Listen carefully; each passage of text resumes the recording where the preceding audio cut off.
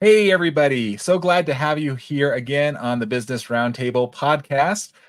We have returning guests, Bill Hatch and Charlie Chen with us. My name is David Carr of Steward Your Business, where my passion is really bringing teams together, business owners, individuals, leaders to accomplish great things together. Charlie, you want to do a brief introduction before we get started tonight? Yeah, absolutely. My name is Charlie Chen, the cybersecurity specialist of our group here, and it's almost like the detective Charlie Chan, but off by one letter. And basically, we deliver peace of mind all at the same time, doing it with the world-class client experience that you can expect from a Ritz-Carlton or a Disney, and that we could stop putting up with rude IT people.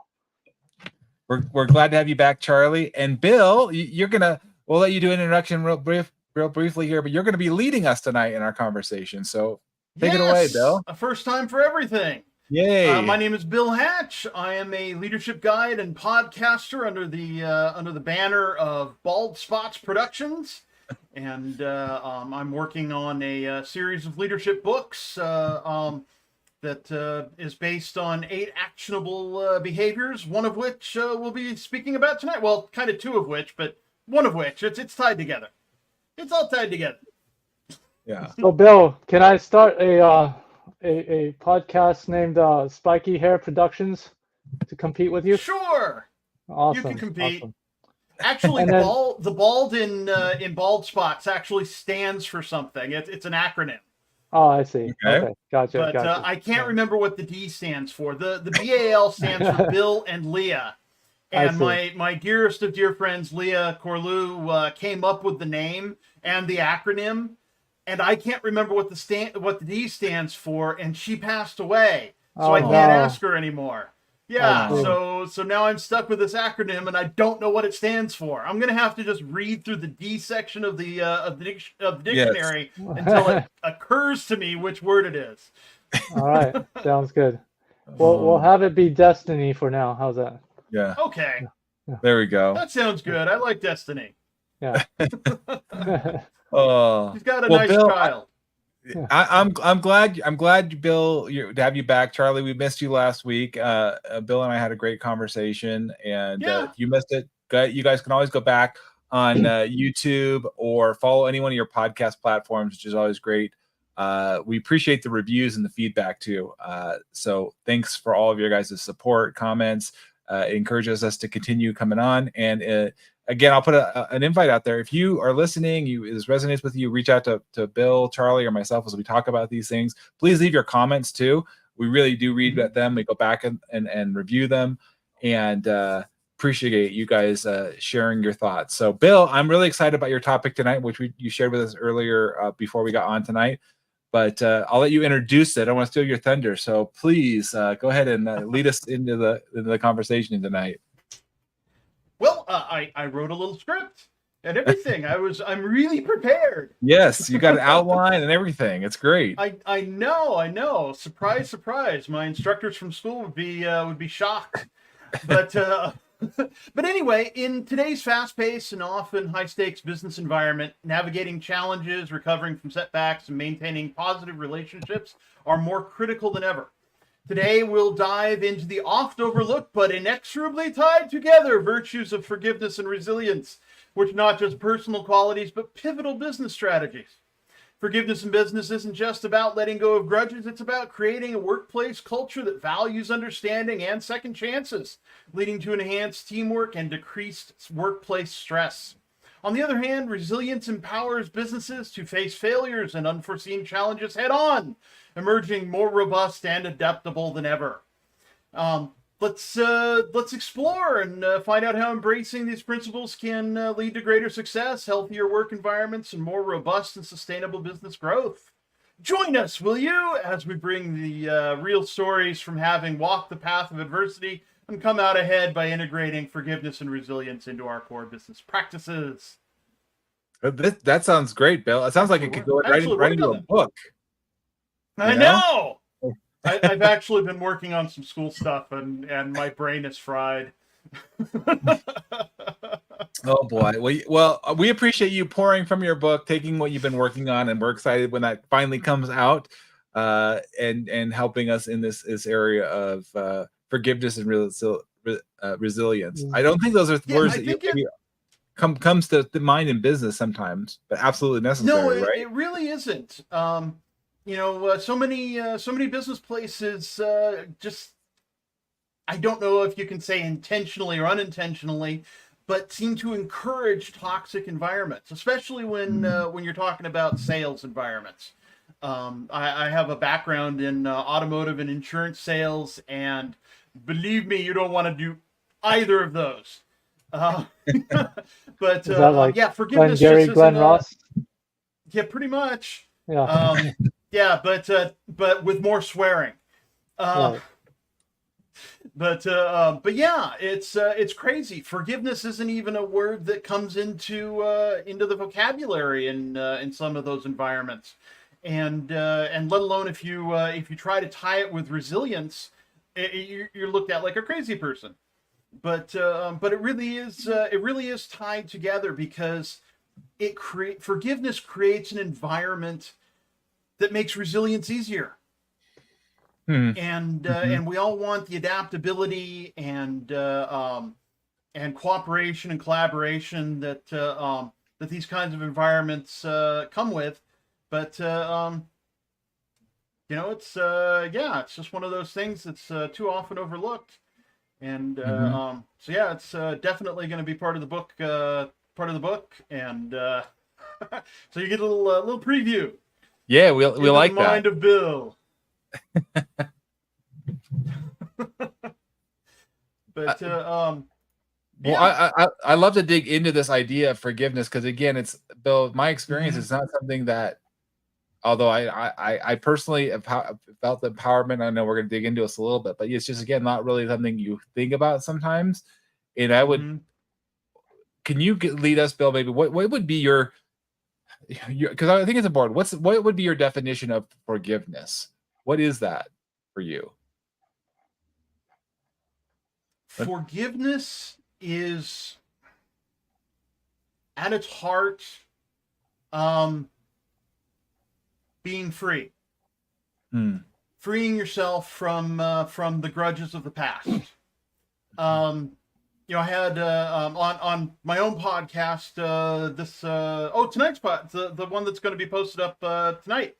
In fact, we get into a conversation. We'll get into a conversation on forgiveness, and how it has nothing to do with the person being forgiven, and that's where people often get stuck on it. They think, oh, I despise this person, and with a hot hatred and all of that kind of stuff, when really forgiveness has nothing to do with the other person. The other person's probably already moved on with it. And just like you wouldn't pay this person to live in your house, you shouldn't be giving them all this real estate in your mind. This person you don't like, who wronged you in some way, now occupies some of the most valuable real estate you can ever own in your mind. And if you want to be free of that, you have to learn to forgive. And really what that means is pushing that all aside, getting rid of it, letting it go, forgetting. The old saying, forgive and forget. And while we should always learn the lessons of being wronged so that we don't get wronged again, we should kind of leave those feelings, that hot heat aside, and just set it down. Yeah. Well, I think I really appreciate you sharing that perspective, because I hear people say they don't deserve my forgiveness. Why should I forgive that person? Right? That's what I hear. I want to hold something back, and I don't want them to have that. They don't, like I said, deserve it. So what I heard you say, Bill, just to clarify, is that essentially you're caging yourself. You're holding yourself back by doing that. Right. you're giving yourself an excuse to be unproductive, really, in some ways. Some of the worst stuff you can do to yourself. Chronic stress, ulcers, and migraines, and all of that kind of stuff. Just the terrible things that we try to avoid in life. Right. So getting free, it's getting that off of yourself, and so you're not experiencing that ongoing pain. It's almost like whatever they did to you, you're actually continuing that. They're already gone. They've moved on. They're probably not even thinking about you anymore, right? Yeah. And you're still that person who cut you off in traffic doesn't even know you exist. And yet and here you are. They're a burden on your mind. Right? Yeah. So I could see the power. I mean, so this idea of you're getting at, and the power of forgiveness is getting out of that, because if you're holding on to all that, how could you even collaborate or work when we're talking about in the business world or working with people? If you're having all these things put on you, it's like you're putting more and more distance and space between those people that you have the opportunity to work with and impact, right? Yeah. Whether it's the person you're not forgiving or not, because just having that there is going to reduce your productivity. It's it's going to depower you. It's going to keep you from growing, and even from being creative, from coming up with new solutions to problems, because you're just so occupied by this thing that's stuck in your craw. Yeah. Charlie, I'm curious, Charlie, you're shaking your head, but what's your thought? What is your been experience? I love Bill's explanation. What's your experience with this forgiveness, being forgiven, not for holding back forgiveness? Where have you seen this show up in your life? Yeah, absolutely. I'm thinking of it from a different standpoint. Yeah. And I'm nodding my head, not shaking my head, but yeah, it can be confusing, Yes, that's true. Thank you for clarifying. There are certain cultures where this is like nodding. So anyway, so the what I was thinking about is how it's hard to forgive when you operate from toxic shame. And when I talk about that, it comes from the John Bradshaw's book, Healing the Shame That Binds You. Because oftentimes what happens is we have some unaddressed trauma that gets passed down, like generational toxic shame, where we believe somehow that we're flawed and defective, and that we need to be more than human to overcompensate and justify being less than human, because somehow, like I said, we feel like we're flawed and defective, so we become human doings rather than human beings. And when we operate from that place, then it's not okay to make mistakes. But the thing is, making mistakes is part of being human. Absolutely. And so we can't forgive if we somehow believe that we need to be more than human because we're less than human. And so when forgiveness is setting yourself free from the shackles of your toxic shame. And so when you can find that grace and compassion for yourself, then you can it gives you access to be able to give that to others as well, because we can't give what we're not receiving. And if you're not willing to give compassion and be kind to yourself, and it was a great question that my therapist had posed to me: when are you going to be kind and compassionate to yourself, Charlie?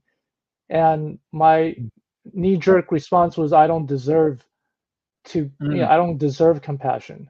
And so that was basically coming from a place of like, somehow I'm flawed and defective, and I need to punish myself, and I need to be miserable because I don't because I'm such a failure, or whatever it is, that was holding me back, that has me constantly judging myself and being a victim at the same time. So that's just a toxic place to be. And the outside world is a reflection of that inner world. So if you are living in that, then there's no possibility of that to be a reality in your environment, because that's a filter in which you view the world through. Is that you're flawed and defective, and that you have to be super critical, and that people don't deserve second chances, that they have to be perfect, all that belief system that you have to be more than human to be worthy. You know what I mean? So Absolutely. yeah. So and I'm shaking talking about this because it's like gut wrenching for me to tell one on myself like that, so. No, I mean, Charlie, this is what we're all about, being real, raw. I call it the Warriors Code, real, raw, relevant.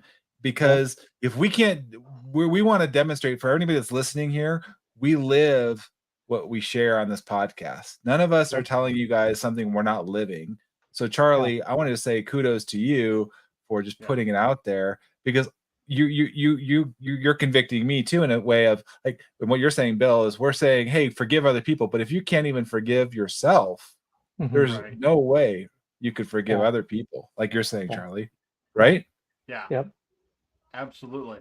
You can't love another until you love yourself. Yep. And forgiveness definitely has to be a part of that. But definitely kudos, Charlie, on sharing your vulnerability. Thank you. That's where growth comes from. When we can expose that vulnerability, that hidden shame, if you will, then that's where we can find the support structure that we need to grow to the next level. Yeah. Growth. What a gift to the people you lead too, Charlie, because I think oftentimes I think we might have talked about this in previous podcasts, but sometimes we put on this shell that we've got it all together and You're not relatable, approachable. Yeah. And the fact that you can share that and be that way, what a blessing to those who get to work with you, Charlie, and see your leadership in that area. Yeah. I think too many leaders try to be bulletproof and not have, but they can, you can say, here's how I made it. Here's how I got through this. And they're like, oh, you did? I'm struggling with forgiving people. Well, start with myself. Exactly. Yeah. And the journey is critical, for your ability to move everyone toward maturity and wholeness. Yep. If I may be so bold. Yeah. But it's all about creating structures that allow us to move things to the next level. Yep. And so, Bill, I wanted to ask you, so you said that this one is about forgiveness and resilience. So where does the resilience tie in? Well, basically, when you can integrate forgiveness into your core values, it enhances well-being, and it can actually improve operational effectiveness, which leads to adaptation and resilience. It's a building block. Yeah. And if you want the organization to be able to adapt and anticipate and prepare for and respond to changes and disruptions, then you need to have this building block. Forgiveness, vulnerability, these things that are so often looked at by traditional leaders, if you will, as weaknesses. There were air bunnies there, quote unquote. For those listening to the audio, go back and watch the video here on YouTube. We do post the video there as well. Yes.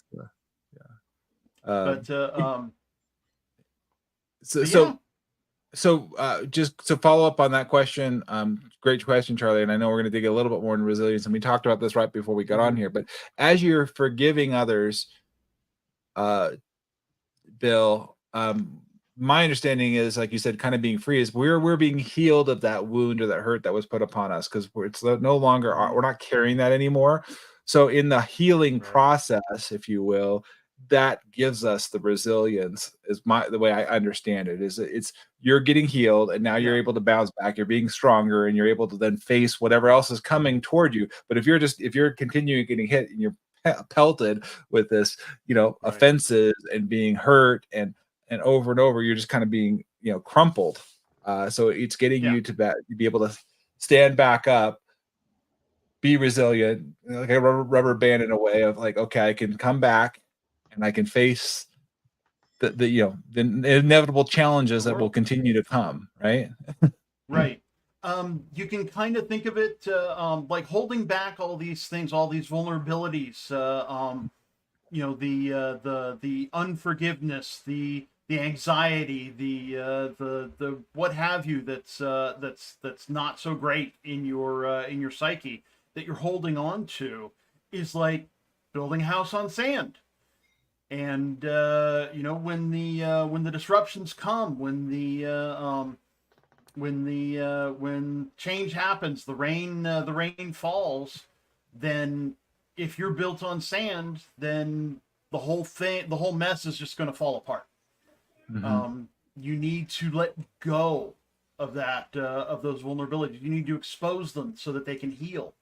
A wound that's bound isn't bound to heal. Mm-hmm. You have to expose it to things that hurt. And when you get a cut, the alcohol doesn't feel so good, but it definitely is antiseptic. It helps in the healing. Mm-hmm. And it's funny using that as an example. A lot of people will, instead of going to rubbing alcohol for cleaning a wound, they'll go to hydrogen peroxide because it doesn't feel as bad. But it turns out that it's actually going to slow the healing of the wound. It's good for debriding, but it isn't good for healing. Mm-hmm. So go to the thing that stings, Mm-hmm. and it's going to help you heal and be able to come back stronger than before. Right. Would you say, I mean, again, sometimes people blow it off too. Maybe they're like, I don't really need to forgive them, but they kind of still carry that. And again, I think what you're saying, Bill, what I'm hearing you say is that that affects you and your productivity, your responsiveness, because you may not even be aware of it, but it's just lagging. It's leading in there. You're slowing the process down instead of speeding up it. And so wherever we can remove that, even if it's a little more painful, but it's going to go quicker than letting it just linger on. I mean, anybody that's had any kind of long-term medical problem, it's really like, can I just get over this quicker? Is there really faster I can get through this? Because it's really annoying and nagging, right? When you have something that it just keeps staying in the back there. There are no shortcuts. Well, I think the toll you were talking about earlier, Bill, about when we hold on to when we're holding back forgiveness, or it affects our resilience. And I just think of the mental, for me, emotional, but mental taxing, to the point I don't even know aware sometimes of how much it's affecting me, until I'm like, I finally let it go. Like, in fact, I was talking to my wife this past week because we were having a conversation about an area where I missed the mark, and just by her able to vocalize it and say, here's what I'm, by frustration, here's where I'm at, trying to like let go. She's like, just by talking about it and leaning into it, she's like, I just feel lighter. I feel better about just even being able to like let this go, and it's important to let you know where I'm at. And so I just listened and was able to receive that, and say, so own it. Absolutely. And businesses can take advantage of that too. Doing things to foster that environment of forgiveness. Can do things like reduce absenteeism and turnover. Because, all that negativity, who wants to be around that? Mm-hmm. It affects everyone. Mm-hmm. And so you need to do things that build that culture. Mm-hmm. You know, Right. Well, I think in the when you focus on what's wrong with the situations or with people, then what's missing? It's basically when that's the focus. The That's basically that's a byproduct of the absence of gratitude. And so um, I guess a acronym that I try to keep top of mind is EPR, which I almost think of as CPR, like breathing life into the team, into each environment and every situation. So EPR stands for encourage, praise, and recognize. And I was actually listening to a YouTube recording by Terry Savelle Foy. I don't know if you guys have come across her work, but she's a YouTuber that does ministry. And she was talking about how this has been an experiment where you take 3 cups of, rice grains that are, they're not cooked, but if you speak encouraging words, EPR, right? Encourage, praise, recognize on the cup that on one of the cups that you label as positive. Over a week, it actually gives off like a really pleasant aroma. And the other 2 cups, one says like critical and one says like ignore. And on the critical one, you're talking negative to it, cussing at it, just demeaning it, and it actually turns foul and obviously moldy and rotty. And same thing with the one that you neglect, that you ignore. And so we're all, whether you want to believe it or not, we're all energy, right? We're all connected somehow. And when you put out that gratitude, encouragement, praise, recognition, and just being okay with mistakes, right? Because when you make it okay that it's okay to make mistakes as long as you own up to it. Having that extreme ownership, because a humble person is more concerned about what's right in every given situation about rather than being right all the time. And so when you make that part of your culture, then people can, it's okay for them to show up and learn from their mistakes and be able to grow and thrive from the EPR culture that you instill, as opposed to rotting away because of always being critical. Like it's catching people doing things right rather than catching them doing things wrong all the time, or just neglecting them altogether. Power of that energy. That's a great observation, Charlie. Yeah, and I think absolutely. I was gonna say, Bill, because I mean, I liked how you I was looking at your outline and how you put this together. This power of forgiveness, and Charlie kind of was leading into it here. It's like, it's individual. There's an individual process, but then there's also this, like you said, Charlie, a culture. Like that needs to be more than just the individual, right, Bill? It starts with individual. Right. Yeah, it starts with every big thing starts with an individual. And but yeah, it needs to propagate out. You need to create one of the things to do to create a culture of forgiveness is where it's instilled in the culture that there are no failures, only learning experiences. We learn so much more from our failures than we do from our successes. I almost cringe to at the thought of ever hiring someone who's never failed. Oh yeah. And if you don't have that, then if you don't have that in your culture, then failures are mistakes, and they're bad. And so we can hold back our forgiveness from that because it's a bad thing. But it's so much easier when you're forgiving someone for a learning experience. Yeah, absolutely. That's a great reminder. It could be a mistake, or you could, and I can't remember the exact story. This is just coming to mind as you said this.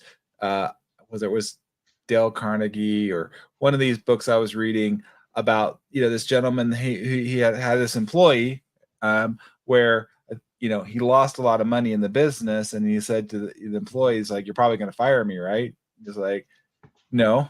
Because that would be the mistake, right, Bill? If it wasn't intentional or broken, but he realized that he could learn from this, and had a desire to learn. It wasn't like this guy was just blazing like, "Oh, I want to be a terrible employee or take advantage of it," but that he said, "Okay, no, I'm going to invest this money and know that it's going to, it's going to help me, and you won't make that mistake again, and you'll learn how to, pivot that." So it wasn't, it was a form of forgiveness, if you will, saying, "I'm not holding you to having to pay that back or whatever. I want you to learn from that mistake and move forward." So if we create that culture, what I hear you saying, Bill, is you're creating that culture of, like, and Charlie too, I think any organization says, we don't necessarily want to have failures, but we want to learn from the failures because we know that will lead us to be more successful. And so we need to be forgiving when we don't get it right, if the intent or where we're trying to go is the right thing. If we're really going in the right direction of the company, the vision. We've talked about this in the past, right, Bill?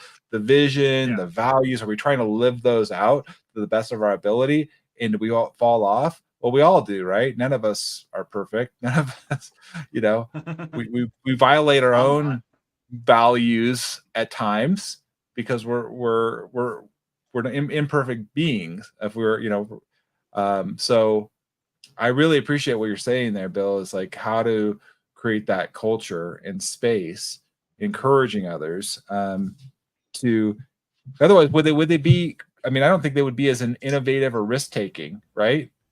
Right. There'd be fear of taking any risks or innovating, because the response, I mean, if there's a 50-50 chance that you're gonna succeed, probably not going to try it because you're going to get punished for failing, and that's the worst thing you can do for failure, because it's just so oppressive. And if you want that innovation, the new and better thing, because that's how you're going to succeed in this world, and be able to continue, is by coming up with something new and better. Right. Intel back in the 80s was actually a memory chip manufacturer, and companies from Japan were doing it cheaper and a little bit better. And somebody came up with the idea of pivoting completely off of memory and going into CPUs. And now there's an Intel chip. There's an Intel chip at my desk. And there's a pretty decent chance there's one at yours. And if innovation had been punished, was something that was punished, if risk taking was discouraged, then Intel probably wouldn't even exist anymore. That's a great example. Well, one of the things that came to mind as you're talking about, Bill, too, in this culture of resilience and forgiveness, culture of this community and connection, and there's a passage in the Bible where one of Jesus' disciples talks to him, and he asks him, like, "How many times should I forgive somebody?" And he's all thinking he's really big, saying 7 times, because 1, 2, 3 times. I mean, come on. And Jesus says, "No, not 7 times, 7 times 70." I mean, basically saying you got to keep forgiving, because this is our human experience. And so if you're creating a culture, what I hear you saying, Bill, is you're creating that culture of, look, if you're trying, we want to create this community and connection. If you keep cutting off people, what community and connection are you going to have within your organization? And the postmodern world, if you will,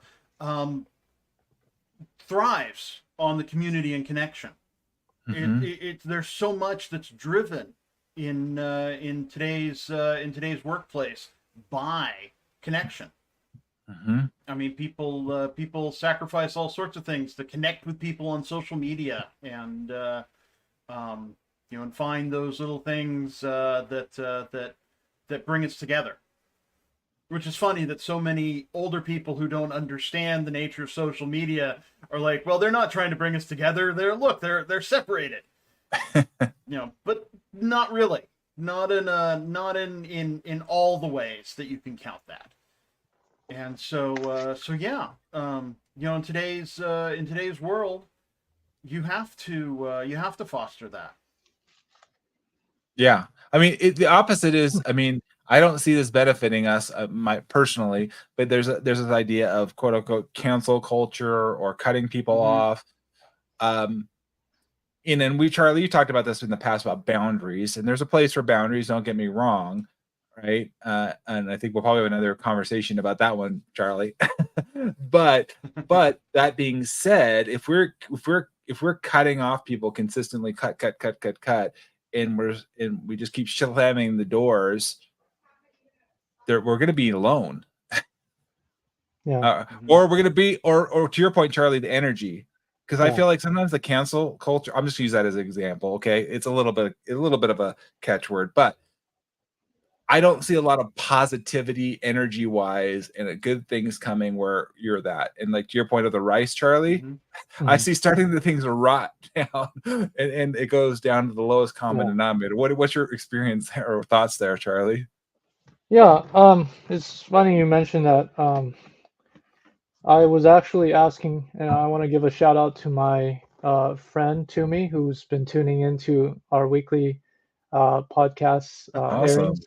Yeah, so hey Toomey, I'm gonna share my conversation with you. I asked you, so she's the recruiter over at In-N-Out, and I asked her, how do you determine who would be a good fit?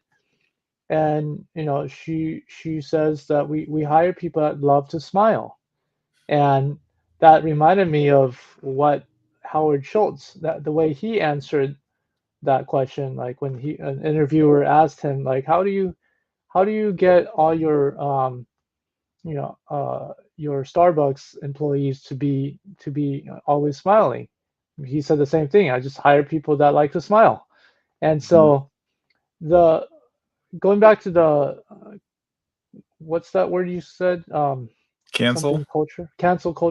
Yeah, so I see that like the pandemic really exposed that type of culture, because the great resignation and the quiet quitting are not indictments on employees. It's actually it's an indictment on employers that lack building a world-class culture. And so going back to the EPR, encourage, praise, recognize, as leaders we need to do better. The employees deserve better. I'm taking these from a book that's going to be coming out soon, that's released by John DeJulius, which we've been following him. He was the author of the Customer Service Revolution. So they're coming out with a book called The Employee Experience Revolution, and he and his co-author says that we need to build the type of company that helps employees be their best selves and have an opportunity to live their best lives. And so more than ever before, finding good talent is based on what type of culture that you're gonna, and that's really what's gonna build the resilience of your business, is if your people, if your staff are raving fans of like what Sir Richard Branson talks about, treat them, like train them so well that they can leave you, but treat them so well that they won't want to. Yes. So yeah, that's what ultimately that forgiveness culture will lead to resilience, because then your business becomes strong because of the bond and the culture that you create that fosters growth. Exactly. Yeah. Well said, Charlie. Thank you. Yeah, absolutely. Couldn't have said it better myself. But yeah, it makes me think of ways to encourage that in the culture, to build it in. Um, things like recognition that has value to the employees. We're not in the gold watch world anymore. We're in a place where something as simple as the old attaboy and a pat on the back can be just as important. Yeah, I would add to Bill. I think it's one thing to have a forgiveness and a conversation with the person individually, but there's also, again, building this culture. I found it powerful too. Tumbling, Charlie, like you're talking about, when it's one-on-one. If I had an issue with you, Bill, but it's also to not say publicly, but go wider with a apology or for forgiveness of when you've done wrong, or you're forgiving, particularly when you've done wrong, and just brings forgiveness, brings healing, brings resilience. Bill, to your point, where you can build that resilience and culture, is that you can do it. I don't even do this with my own wife. Sometimes we are forgiving each other, but we will do it, and I have to be more cognizant of this, but do it in front of our children. So, because they may have observed the challenge or the frustration, right? But they didn't see the resolution. So it's bringing that back into the forefront of the organization and saying, yeah, we had this issue. In fact, I had this even in our trail life group. There was a conflict between a couple of dads, and we worked through it. And the next week we came back and we talked through it with all the boys in front and said, we had a disagreement. Here's how we resolved it. And it was very, forthcoming and transparent. I felt like it was not just those two people, big greater healing to the organization. So to me, that's a way of building that culture of resilience you're talking about, Bill, is when it's appropriate, look to bring it out further within the organization. And like people are like, oh, it's not just behind closed doors, right? Right. Yeah. Hiding the resolution is definitely a way to keep the unforgiveness, the rock in the shoe, right there. And so yeah, and so yeah, as part of creating that culture of forgiveness, which leads to resilience, is to establish things like conflict resolution mechanisms, and encouraging dialogue and forgiveness. Training people in how to do that, and how to do conflict resolution is definitely a way to do it. But of course, it all comes down to leading by example. Show not only that you make mistakes, but that you can forgive mistakes, that you understand that these things happen, and you need to move forward from them. This goes back to failures being learning opportunities. Yep. And, yeah. So you just brought up a good point too, Bill. There's a time and a place, depending on how vast the hurt is, the forgiveness is necessary, to bring in a third party or a mediator, if you will. If this is something, I mean, be smart about it. I think as a business owner, I've made this mistake sometimes where I've actually tried to forgive or come and recognize my own mistakes, and there was still rawness, and there was still, I didn't handle it as best as well I could, and so I want to encourage everybody that's listening. If you reach out to us, all of us have had experience in this. If you're hearing, or find somebody else that they can help you, there's nothing wrong with that.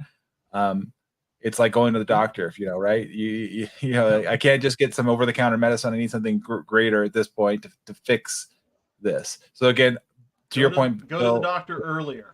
Yeah, and invest, right? Invest in getting the healing so it can be done quicker, right? What, like the dentist, right? I don't want to have a lingering toothache and that keep going on. I'd rather get it fixed as quickly as possible so I can move on, get healing, because there's other issues I got to deal with. Right. And these can be nagging issues like we talked about earlier, like productivity, engagement, loss of team members, I mean, there's a lot of things here, and if it keeps lingering on, so the sooner you can invest, and sometimes I think that's a barrier, like, oh, I don't want to invest any money or additional time. I'm like, well, that's short-sightedness, right? I mean, Right. Get the healing quicker, sooner. Don't delay. Yeah. It's like I want to go see Dr. Nick because he's cheap instead of Doc. Oh shoot! Now I can't remember the name of the good doctor on Simpsons. Hello everybody. The guy who got his doctoral degree in a box of Cracker Jacks. Oh geez. Yeah, it's gonna be cheap, but you're gonna pay for it in the end. Yeah. So you might as well buy the right thing in the first place, and do it. Integrate it into your TTP, your tactics, techniques, and procedures. We're talking about doing the right thing. Speaking of doing the right thing in the first place, is hiring tough. That way you manage easy. Because if you hire easy and it's not the right fit, and you want to give them forgiveness and give them as many chances as possible, but they're just not the right fit, that's cancerous to your culture as well. That what you're trying to build, and so hire tough, manage easy. That's a whole nother podcast episode, Charlie. Exactly. I hear it. I think so. Hiring. Yeah. In the how to hire for your business. So Charlie, you're going to come back and you're going to help us on that conversation. I'd be happy to lead that one. Yeah. So I know we're getting close to our time, Bill. Is there last thoughts that you have for us as we're kind of getting to the end of our podcast today? Well, on what Charlie, to go off what Charlie just said, you can't do things to be liked by your people. But if you do the right things by them, you will be.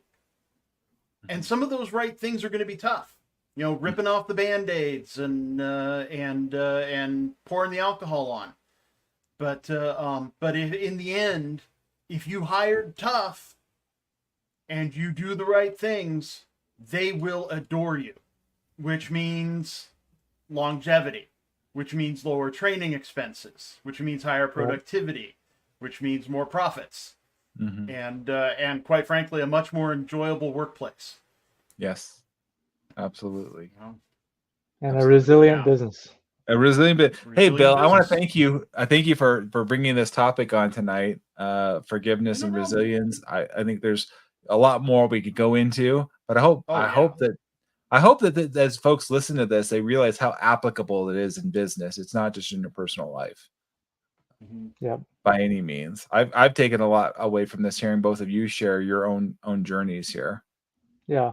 And it's not just about your business becoming resilient. It's all the lives that you get to impact for your staff. Yes. And so great companies help people live extraordinary lives, and their leaders inspire their employees to build lives of meaning and purpose. 100%. 100%. For sure. Awesome. And none of this is to say that I haven't had my problems with forgiveness, but there have been a few people I've wished my vengeance upon, and all, and it stops real growth. Yeah. It keeps you down, and once you let go of it, it feels so good, and leads to so many more wonderful things. Yeah. New possibilities, baby. Yes. Yes. Awesome. Thank you so much, Bill. Thank you so much, Charlie, as we wrap it up tonight. We'll come back with more engaging topics. Maybe Charlie's got a few in coming up here, hiring and boundaries and other great topics. If you have others you'd like to hear, let us know. I then thank you, Charlie and Bill, for coming back on the Business Roundtable podcast, and hope everybody that is listening, we do encourage you to like, subscribe, all of those good things. It really helps us get the word out. Please feel free to share us. We're on all the podcast platforms. Like I said, YouTube. We broadcast weekly on LinkedIn as well. So connect with anyone, one of us is on there as well. And again, thank you guys for joining here with us, and have a great night. Till next time. Awesome. You too. Thank Thanks. you guys. Bye, All right, guys. have a good night.